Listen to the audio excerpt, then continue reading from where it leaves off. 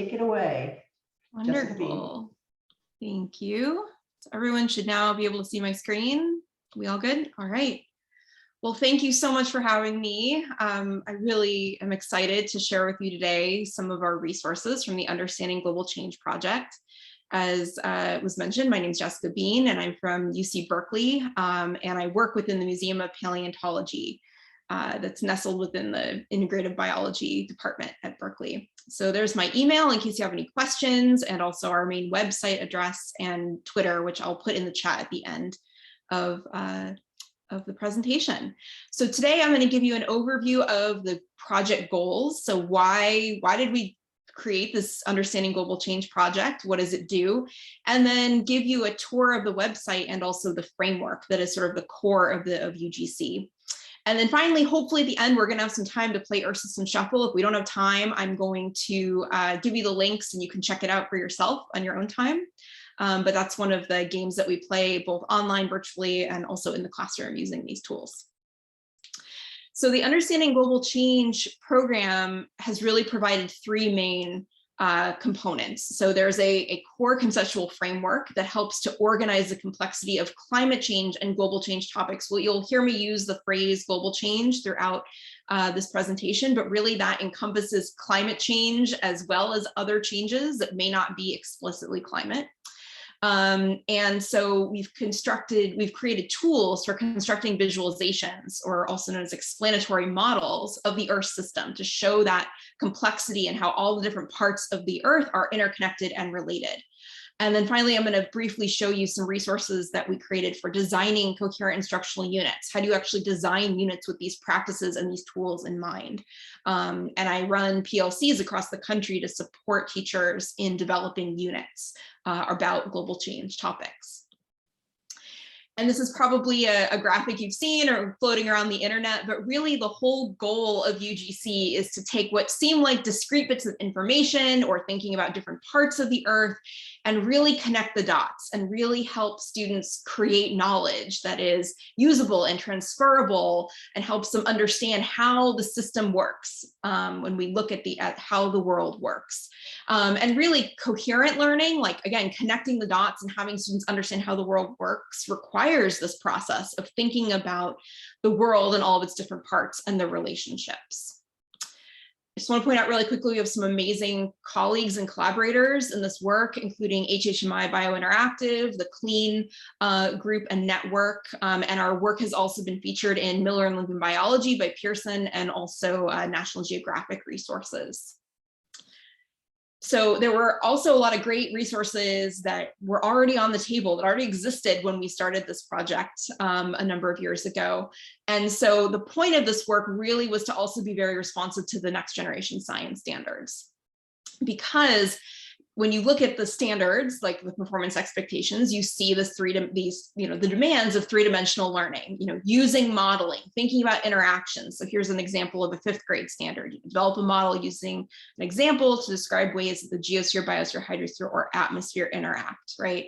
Or a high school performance expectation, analyze geoscience data to make the claim that one change to Earth's surface can create feedbacks that cause changes to other Earth systems. So really thinking about stability and change, systems and system models, while students are engaging in the practices of science, like analyzing, interpreting data, or developing and using models for purposes of explaining how the world works.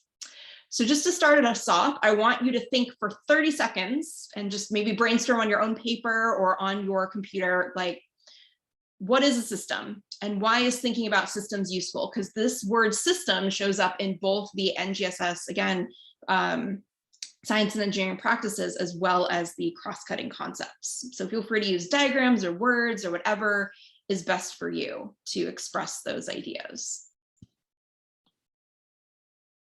Just give it a few more seconds.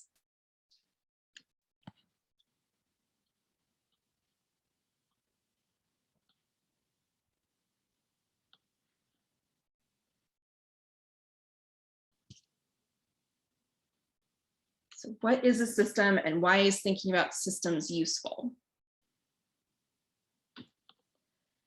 So now what I'd like to do is to make our thinking visible. So what are you thinking? So I want you to actually share out on a Jamboard some of these ideas. You can use the sticky notes, which I'll show you how to do in a second. And again, there are many ways to show your ideas, however you want to show them, using diagrams or words. This is what a Jamboard looks like in case you have not used them before. I still find people who have not experienced this Google tool before, but you can create a sticky note by clicking this little square with the writing in it. And you can click between the different pages. We don't need to do that yet, but there are ways of navigating to different pages on Jamboards. So what I'd like you to do is take a look at these. Oops, sorry, that was not what I meant to do. So take a look at the chat. And in the chat are 2 links. And if your first name starts with A through K versus L through Z, go to different Jamboards, because we can't accommodate everyone on the same Jamboard with this many people. So click over to, is everyone getting into the Jamboard okay? All right, great. So again, start making those ideas visible. What is a system? Why is thinking about systems useful? Again, using diagrams or words or whatever works for you. And I'm going to click over to the Jamboard now so I can start to see what's happening.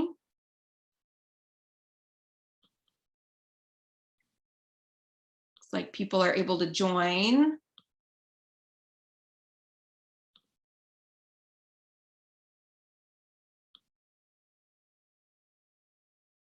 Uh-oh, it says the Jamboard closed, that there are too many requests. Okay, I'm going to make a copy really quickly. So I'm going to make a 3rd Jamboard that we can use.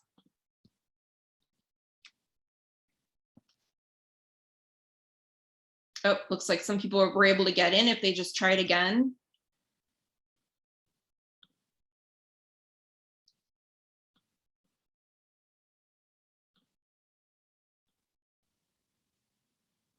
And we'll use these same Jamboard links for the entire presentation. So as long as you have one open, you can just keep it open.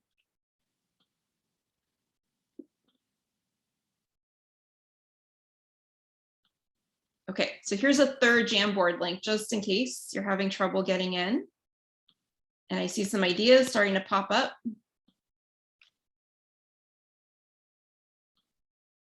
Ah, awesome. All right.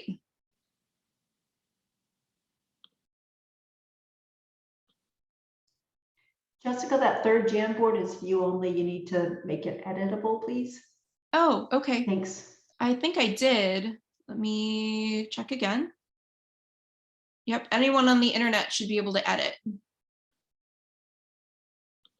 So maybe try it one more time. Oh, sorry, maybe I'm on the wrong one. No, it looks like people can edit. But yeah, let me know if you're still having trouble. View only. Look at the get link. Go back, go back, go back. Yes, that one. Sorry. All right, there we go. Thank you. Perfect. Done. If you're on that 3rd Jamboard and it says view only in the top right corner, just refresh. Thank you. Thank you. Thank you. All right, so I'll just give everyone a few more minutes, but I already see some great ideas. So systems about interactions and allowing and creating, observing ripple effects. Ooh, I like that phrase. A system is an organized way of showing relationships, various ideas, concepts, variables that are interconnected, interactions, connections, helps to visualize, influence, connect cause and effect, consider interacting parts, and make sure all stakeholders are brought to the table. Interesting. So really thinking about a lot of different communities who might be affected by various changes or in the system. System equals all elements together, usually in a non-linear interaction. The system is comprised of parts that work, oops, sorry, I can't read that, that work together. Awesome, and someone uploaded a graphic that shows interactions in the environment, society, economy, ecology. Awesome, so again, we can use that word systems in so many different realms, right?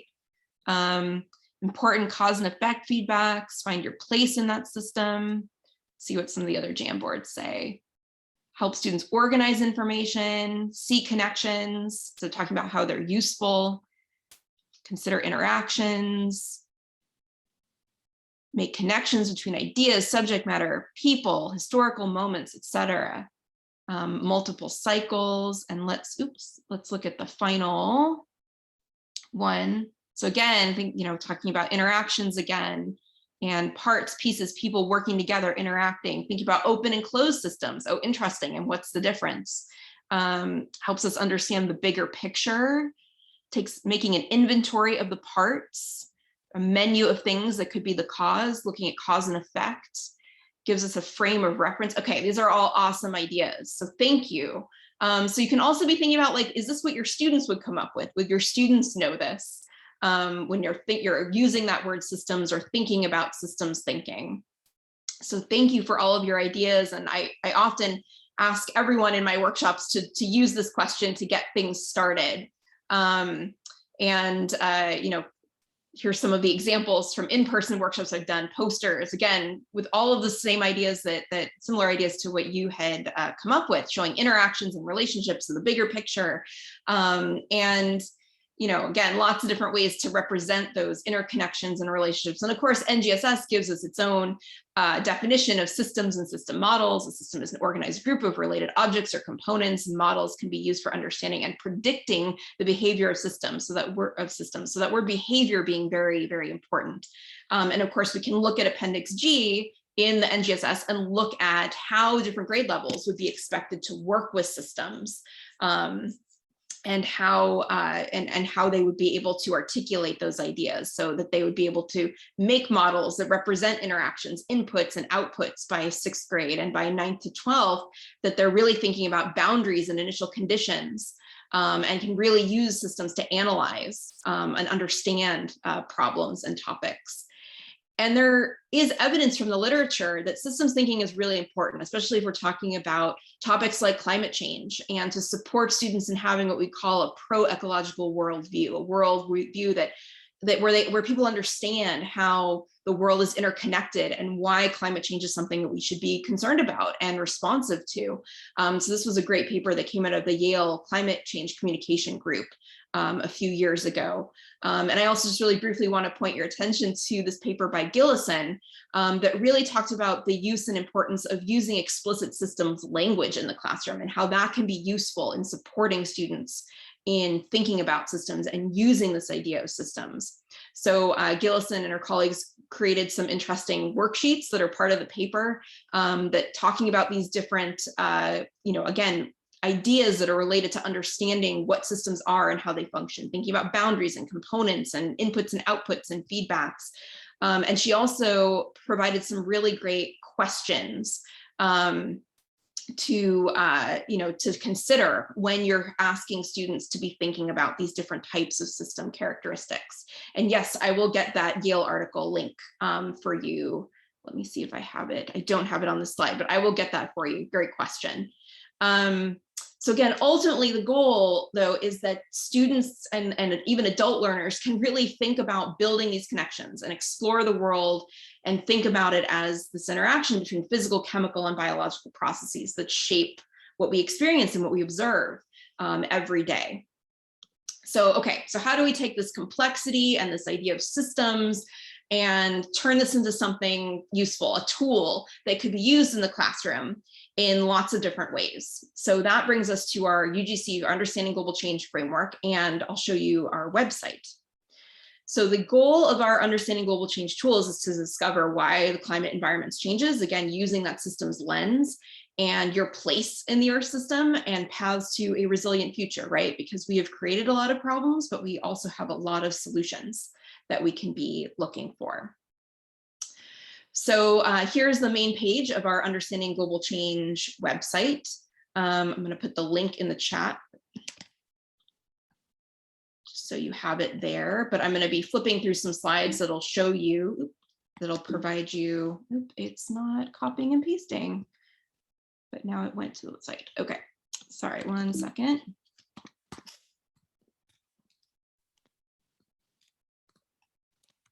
There you go. It's in the chat. You can copy out of the chat, ugc.berkeley.edu.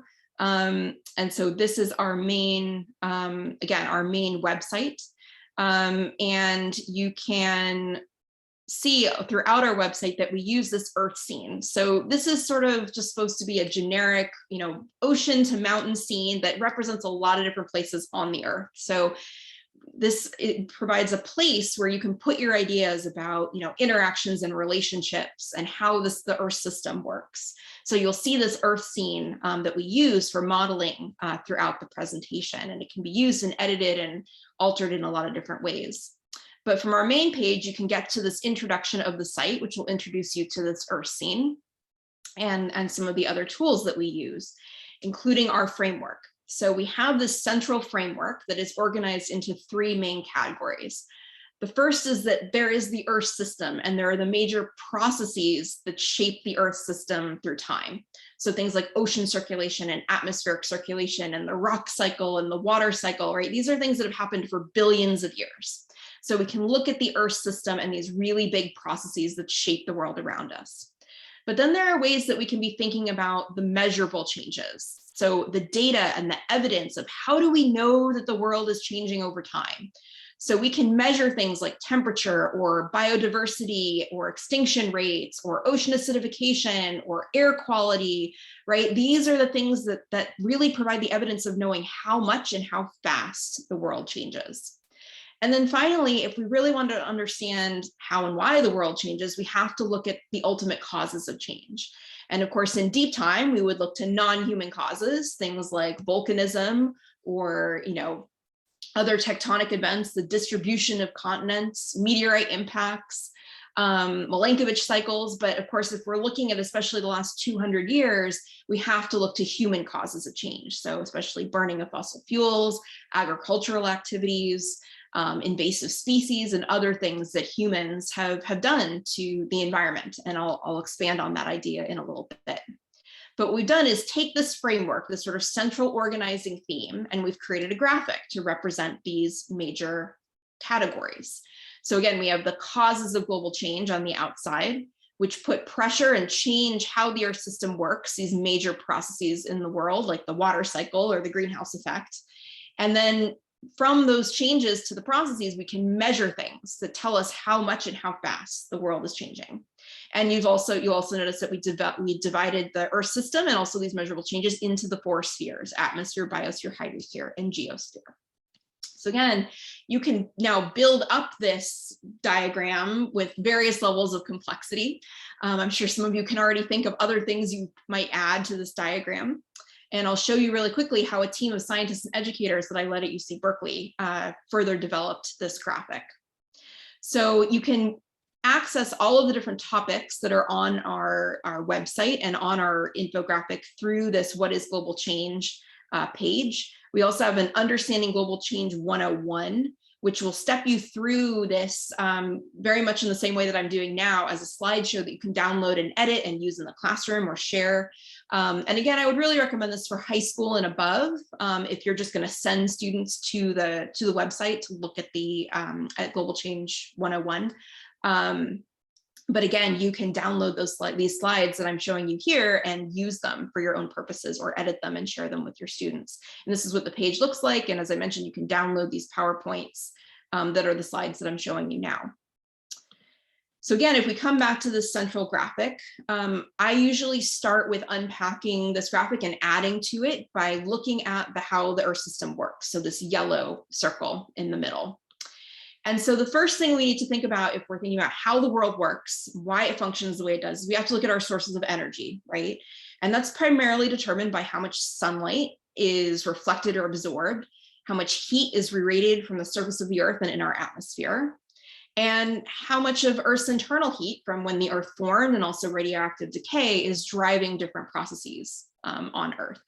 So this is our global energy budget, right? This is the source of our energy for how the world works. And so of course, on our website, we have lots of supporting graphics where you can see, and understand what do we mean by absorption of sunlight? What do we mean by irradiation of heat? So again, you can unpack those through our reading and exploring our website content.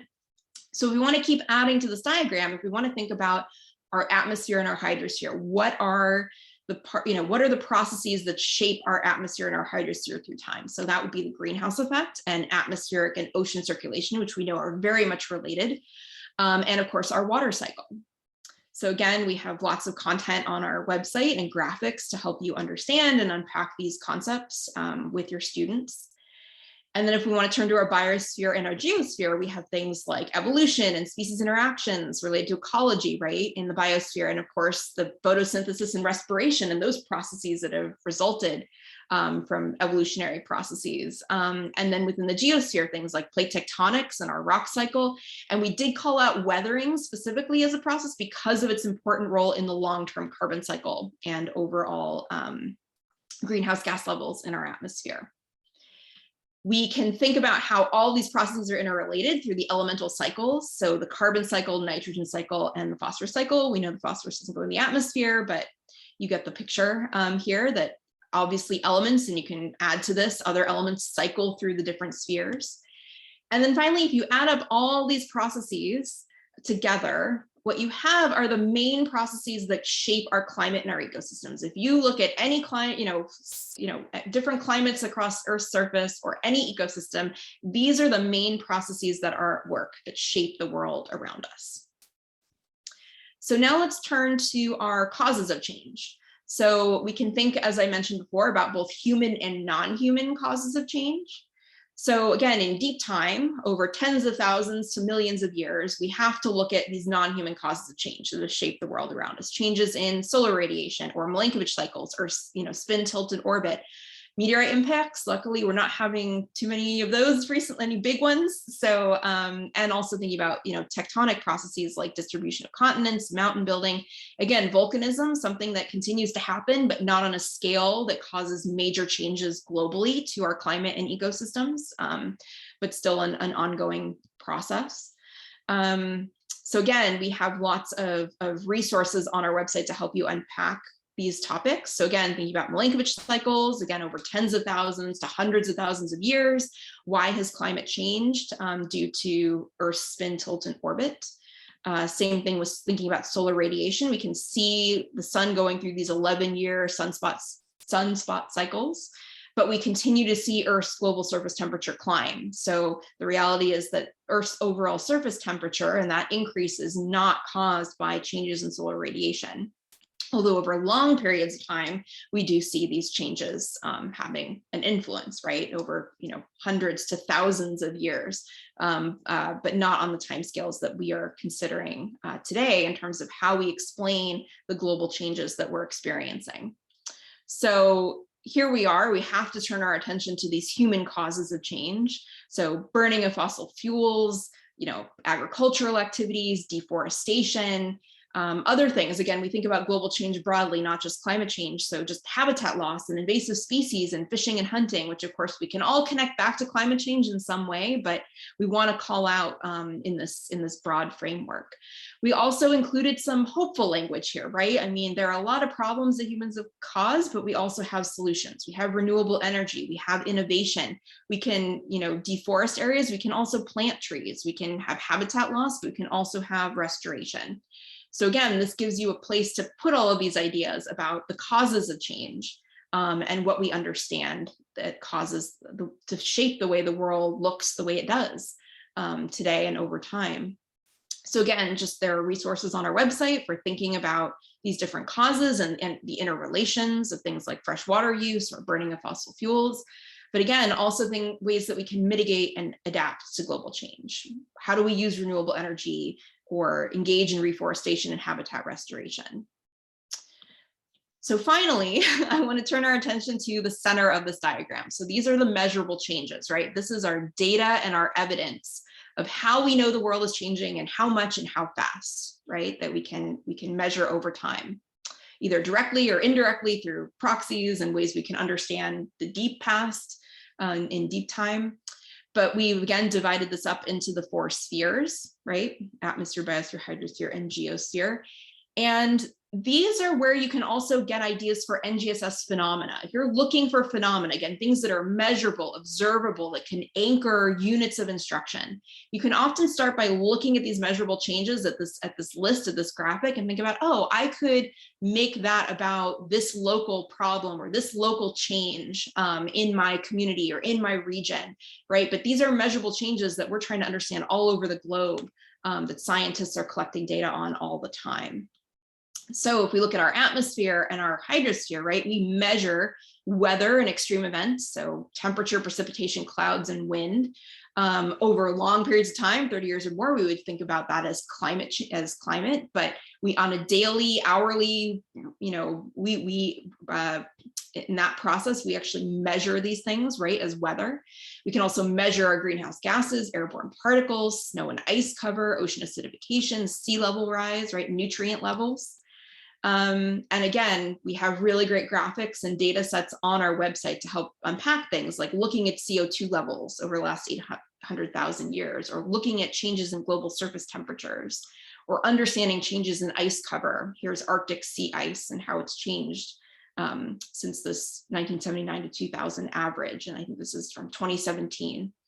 So again, you know, what's our data? What's our evidence? So we provide links and resources for you to look at those types of data sets. So if we want to turn to our biosphere and our geosphere, we can think about things in the biosphere like species ranges or species populations. The biosphere is what burns, right? And these wildfires that we're hearing about all over. We can look at biodiversity. We can think about soil quality, erosion, sedimentation, uplift and sinking of land, right? These are our processes in our geosphere. And then finally, if you look at the very core of our framework, what we did was identify the measurable changes that direct the quality, that affect the quality of human life most directly. What are the things that most directly affect the quality of our life? So our air quality, our water quality, health and disease, food availability, nutrition, and then where we can live, where we've been displaced, whether it's due to flooding or fires, and that these things affect our well-being and the well-being of the planet, right? And the ecosystems that we live in. So again, we are both a cause of change, and we also have to figure out and solve problems related to these measurable changes that are occurring all over the globe. And so we have put ourselves as humans both at the outside and also the heart of this graphic, of this framework, because we have a lot of decisions to make about how we are going to think about the kind of quality of human life that we want the next generations to come to have on this planet. So again, this is our full framework. I've introduced this to you as I would with adult learners, or maybe AP science students and undergraduate courses, but I would be doing this step-by-step very slowly over a much longer period of time with younger learners to build up the complexity of this. So again, this is a presentation really meant for older and adult learners. And again, you can access all of these slides and this information on the 101 page on our website. We also have this really great clickable infographic. So we call this the infographic, this version of our framework with all the different parts. So this clickable version of the infographic allows you to navigate to different site content. So if you want to learn more about burning of fossil fuels, you could click on burning of fossil fuels and it will take you to that page on our website. And then all the other topics that are on our infographic are hyperlinked. So you can navigate to all these different pages. So let's say I want to learn more about air temperatures. I can get to that page very easily. And again, see that map that I showed you earlier. But you can also look at different topics, again, that are in this framework based on this navigational page on what is global change. So let's say I want to look at measurable changes, and I want to look at specifically things that are in the biosphere. I could sort and just get the topics that are related to the biosphere and then go to those pages and explore all the interrelations and different topics. I also want to point out that we have a version of this framework of the infographic that is written in more everyday language. So for example, instead of saying ocean circulation, it says movement of water in the oceans. So it's more accessible for learners of all ages. And we've also translated this into Spanish, and actually soon we will have on our website these resources in Danish as well, because we have colleagues in Denmark who are using these materials. So you can download all sorts of different versions, different sizes of both this full version that I shared with you and this everyday language version, and also in Spanish as well. And these versions that just show the main categories of the framework. And the way that a lot of our teachers are using this is sort of as an interactive word wall, right? So you can, again, build up the complexity of this slowly and add the icons, add the different topics as you build it up, as you introduce more concepts over time. But again, ultimately, this goal is that then students and learners are going to be able to build a systems perspective, right? They're going to be able to articulate ideas and see all of the relationships between physical, chemical, and biological processes that shape the world that we live in, and our climate and ecosystems. So this framework is really a lens through which to see the world, is often the way I think about it, or to see your science content, to look at what do I teach and how do I do that? And it's also kind of the You Are Here map, like what am I teaching today? What am I teaching tomorrow? How am I going to connect these dots? And so, for example, if you're teaching about photosynthesis or species interactions, what are the other topics you could be connecting to those big topics, right? How do you show those interrelationships? What are the measurable changes? What are the causes that I can be connecting and learning about? And yes, we do have the Spanish version in both the everyday language and the more advanced language that I shared with you today. Yes, we have the Spanish in both versions, which is great. Okay, so I would love to now give you some time to look at this framework, explore it for yourself. So I've created some Jamboards where pages, if you click forward on the Jamboard link that you're still on, where you can take a look at this framework for yourself, and multiple people can work on the same frame. You could put your name on a sticky, but I'd love to know what you're teaching. What are the topics that are on this framework that you talk about, that you teach about, and you have your students explore in your own courses? And each person can use a different color pen to circle topics on the framework, and you could even try to use arrows to show how different topics are connected and how you connect them in your curriculum. So this is what the Jamboard page looks like. And I just want to point out that I know that the font is small, but Jamboard is great because you can zoom in really far. So you can click on this zoom button and you can click like 200 and it'll make the words really big. And then you can scroll around and navigate from there to be able to read everything that's on the infographic on the Jamboard.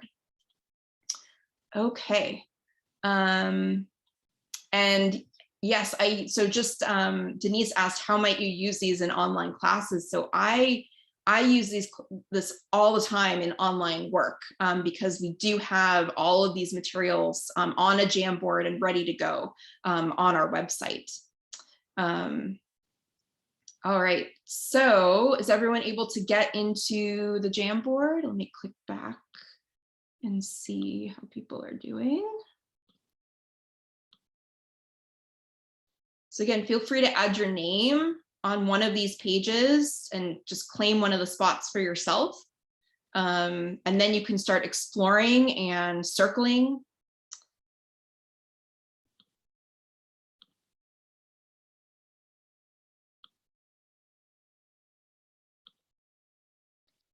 Is everyone doing okay? Does anyone need the link again? Grab this.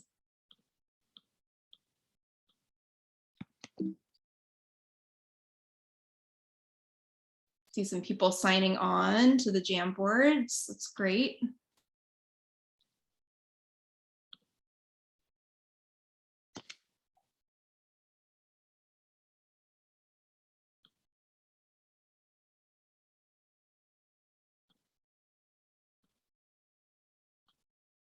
Please let me know if you're having any trouble navigating the Jamboard. Yes, and I will put the links again. Sorry, I'm having a little bit of trouble, oops, with, why is this?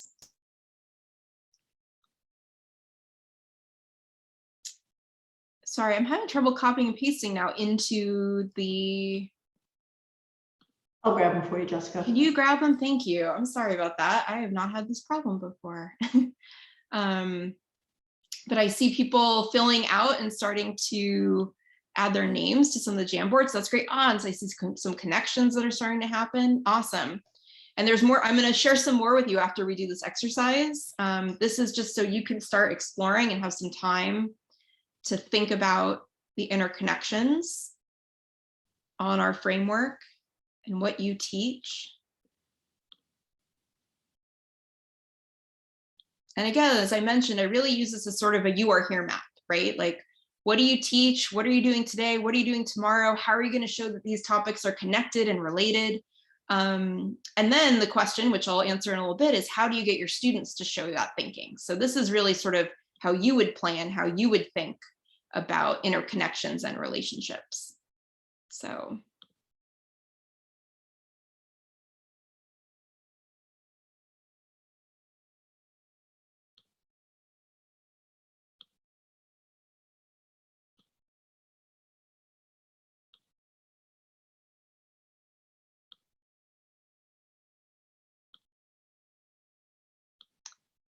All right, I'll give everyone just maybe another minute or two to keep making some connections. Show me what you're thinking, what you recognize on this framework as part of what you teach.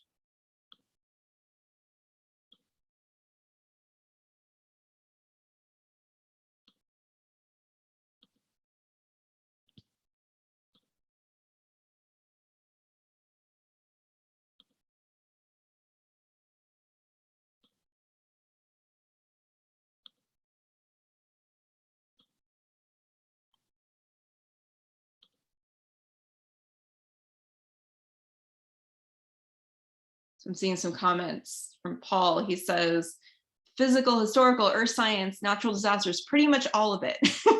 Yep. Awesome. Some great connections being drawn.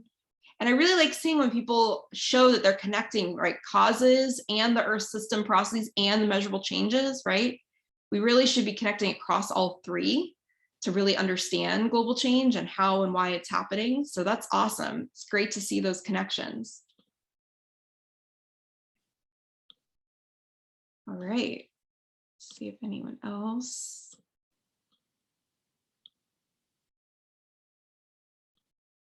Great, well, thank you all, that's great. So, back to the slides. All right, so moving forward, again, I like to do this activity because I like you to think about, again, what do I teach and how do I really make these connections? And so sometimes I do get people, as someone, I think Paul said, like, it's all of it. So circle the whole thing and say, this is all relevant to what I do.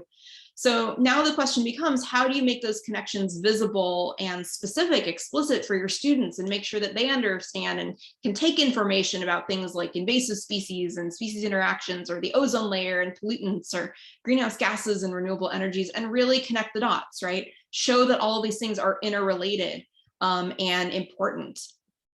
And so what we've done is we've taken the components of this infographic and we've turned them into individual icons, right, into these physical cards or digital cards that can be manipulated so that students and teachers in their planning can create models that represent what they want students to understand and or what students understand based on what they've learned in the classroom. How are these processes and phenomena interrelated? So we have lots of different versions on our website, again, of these cards, both in the full version and the everyday language, in Spanish as well, as I mentioned, and soon in Danish. And then, of course, we have lots of different versions of this Earth scene, both in color and black and white for you to use, either digitally or as printed copies. And it's been amazing seeing how this resource is used over the years. This is my colleague, Jen Pierce at Boise State University, who was featured on PBS NewsHour a few years ago, actually using this resource, projecting the icons in the Earth scene onto a whiteboard and having these third graders actually draw and explain the relationships between different parts of the world and how it works in a lesson about the greenhouse effect. And so we've created a number of digital tools that will allow you to use this for online learning. The first that I'm going to show you is this online interactive that we co-developed with HHMI. So in this interactive, you can drag and drop the icons onto the Earth scene, which I've introduced to you, and draw arrows to show the connections. You can also annotate your models by dropping down the sidebar and explain, add a description. What do you mean by a greenhouse effect is related to air temperature? What does that mean? And at what level do you understand it? There's also a really nice clickable version that gives you of the infographic that gives you definitions. And I do want to point out that this has been a CLEAN selected resource. So we're really grateful for CLEAN's work and partnership on this project. And so you can see how, like, if you start with a topic like ocean acidification, and actually in my own work as a biologist, as a scientist, I've studied how does ocean acidification affect life cycles and traits, how organisms grow in the ocean and how they can reproduce, right? So I've studied, you know, all sorts of organisms who have been subjected to ocean acidification. So why do we have ocean acidification? Well, about a third of the greenhouse gases that we put in our atmosphere are absorbed by our oceans. And those greenhouse gases are coming from things like agricultural activities and burning of fossil fuels, and because we're deforesting areas, and there are other pollutants, or pollutant, you know, a pollutant of things like cement production, right? And so really what I'm also studying is that those greenhouse gases also enhance the greenhouse effect, which increase the air temperature. So a lot of the experiments that I ran actually looked at both the effects of ocean acidification as well as as water temperature, right? And how that changes over time, which is really a double whammy for these organisms that live in the ocean that make calcium carbonate shells.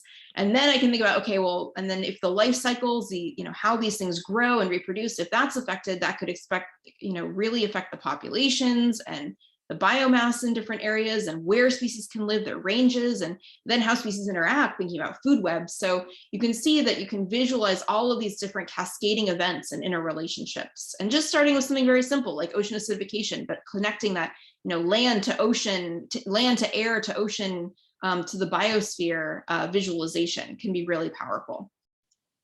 And this interactive provides a lot of different options. You can export all of this information into a PowerPoint. You can make fill in the blank versions with or without arrows, and handouts that allow you to, again, provide spaces for students to provide explanations, evidence-based explanations.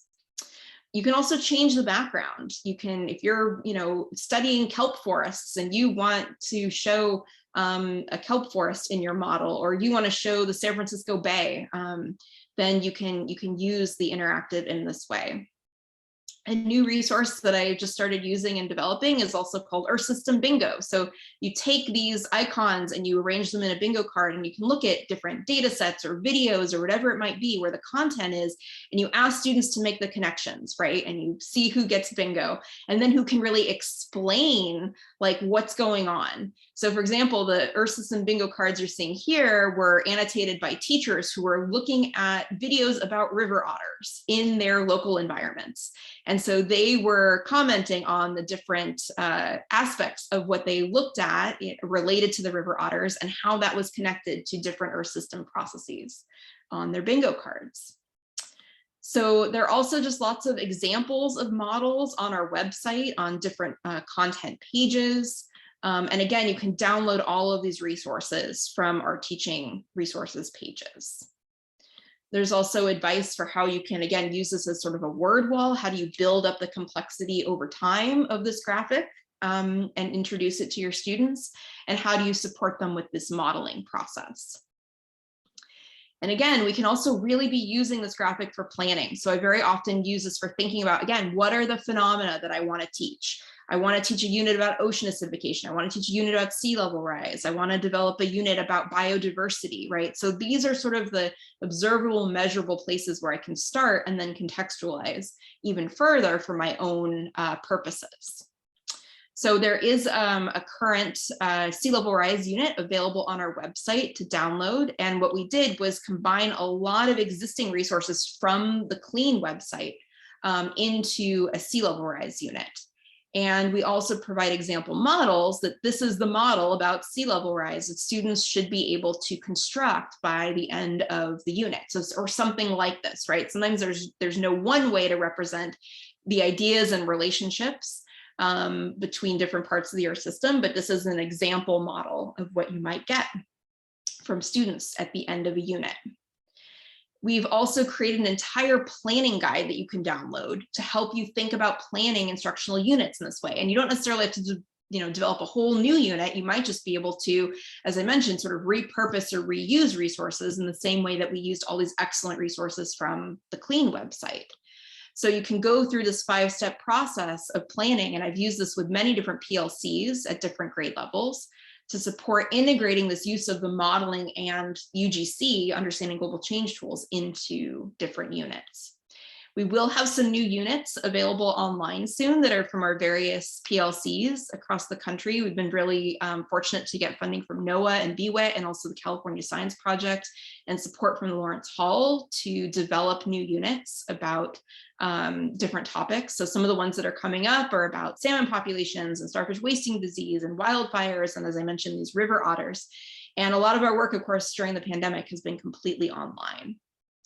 So, all right. So again, that was a lot of information. That was just an overview of everything that we do and the kinds of resources that we've developed and the support that we provide through our PLCs and our workshops. And if you're interested in any of that, please reach out. But the last thing I just want to do today is have you, again, sort of further experience the materials through playing this game that I like to call Earth System Shuffle. So again, the point is that you can just become a little bit more experienced with the resource, with the different icons and looking at the Earth scene and the framework. And so you could also be thinking about how you might do this activity with your own students. There are lots of, there are actually more than a few. There are a few different versions and ways that I've done this. You could do this with breakout rooms, or if you need to do an asynchronous activity. I also really love playing this in the classroom. It's a great way to visualize the interconnections. So I just got the 5-minute warning. So just really quickly, I'll show you how this goes. If you go to frame 12 on the Jamboard, you can select one of the icons. So let's say I selected agricultural activities. So that's up here on this Jamboard on frame 12. And now what I'm going to do is I'm going to flip forward even more. And I'm just, so first I'm going to copy it, but not paste it. So let's say I copied agricultural activities. You can use the keyboard commands on your computer. And then you can flip forward, and I want to paste that icon onto whatever measurable change I think is most related to my topic, agricultural activities. So I'm going to say that I could definitely think about how agricultural activities are related to our health. So I might go there first. But you decide which one are you best prepared to explain, right? How you're connected to one of these 6 topics. And so you can go to that page that has the health icon, right? And I can paste that icon, the agricultural activities icon, onto the page. So again, I use keyboard commands. If you're having trouble with keyboard commands, you could also always just make a sticky that says agricultural activities and use that sticky and place it on the board. So again, you can do this, and then you can start to, make a model, draw some connections, write an explanation, right, of how agricultural activities are related to health, and take a minute for that, and then you can go to a different one. So what's the next topic that you could connect your icon to, and maybe try to visit at least 3 or 4 different models. So if everyone just wants to go back really quickly to the Jamboard, I'll just fast flip forward. So again, you can try to copy something from this page, and then decide where do I, and I already see some popping up. Great. So how would I relate fishing and hunting, right, to food availability? And you can draw arrows and write explanations and connections. Just take a look at some of the other Jamboards.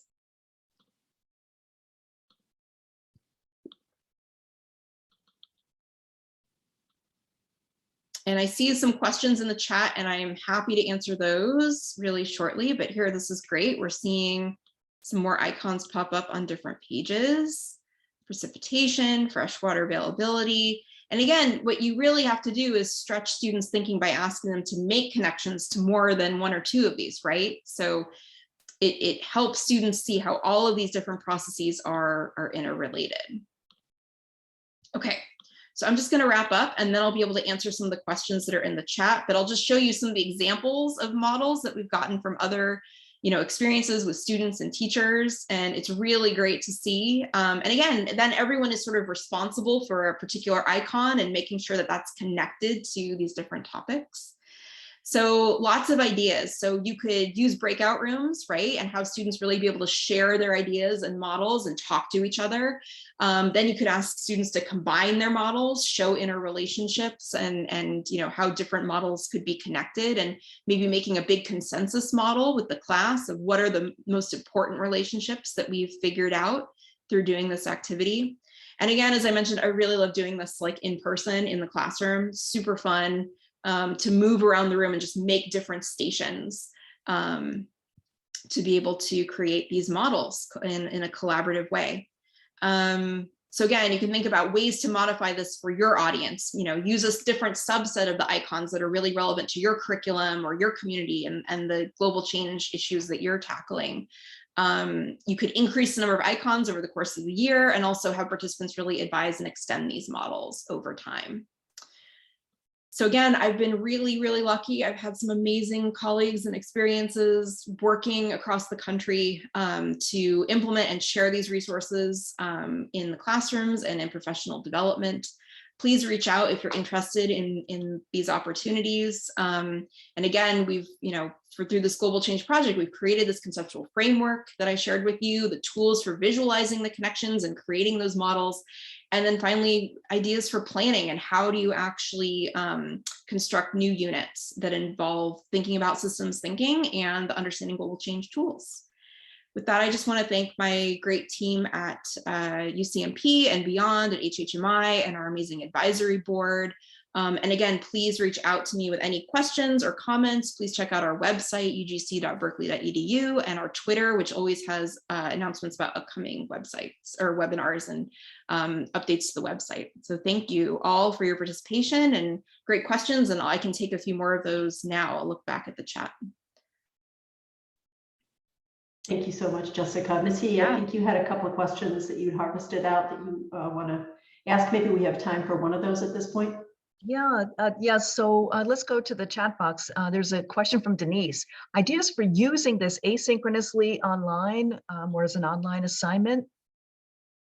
Yes, so you could have students be doing individual models, of course, asynchronously or synchronously, but you can also set up Jamboards in the way that I have now and ask students to be adding to them, right? Contributing and adding their, initialing their stickies or the contributions that they've made or identifying which color they're using.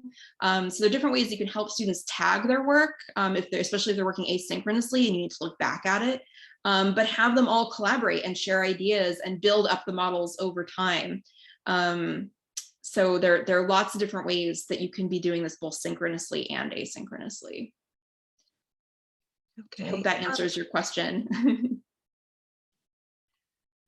So terrific question here. Is there a teacher user community that I can join to collaborate on how UGC is being used in the classrooms? That's a great question. And again, we have regional professional learning communities, so PLCs of teachers who are using this tool in various ways. We don't have anything that's sort of open right now, but that is something that I really want to do, is create more of a Facebook page or something that's more interactive so that people can interact in a more open forum to anyone who might be using the tools. So please check our Twitter page and also the website. Hopefully we'll be creating something that's open to more people very soon. But also if you're interested in starting a PLC with your colleagues, please reach out to me because it's something that we do support in various districts and communities across the country. That's awesome. One last question. I can imagine teachers building up diagrams over the course of several units of study. How do you recommend they save and share them with students as they build them over time in the classroom? So they're really three ways, and I'll probably come up with a fourth, but the first way is that you actually print a large poster, right? And we do have teachers who've created these very nice laminated posters. I actually work with an eco-friendly print shop in Santa Cruz, California, that has created these for me, and they're amazing. So creating a poster that lives on your wall, that is a permanent sort of display that builds up over time. The second is that you use a projector, right? And you project from your screen onto a whiteboard. And And of course, the third is just that you have a digital record that you're sharing with students that's available to them, and that you could either print out or again, have them look at online in PowerPoint slides or however you share information with students that they can reference over time. So there are lots of different options. And again, if you're interested in those posters, please reach out to me. I can connect you with the print shop. They ship all over the country to people that I'm working with in school districts. But yeah, there are a lot of different ways that you can sort of just keep track and have sort of a common place, either online or physically in person in the classroom, to keep track of the global change topics that you're covering. Great, thank you so much, Jessica.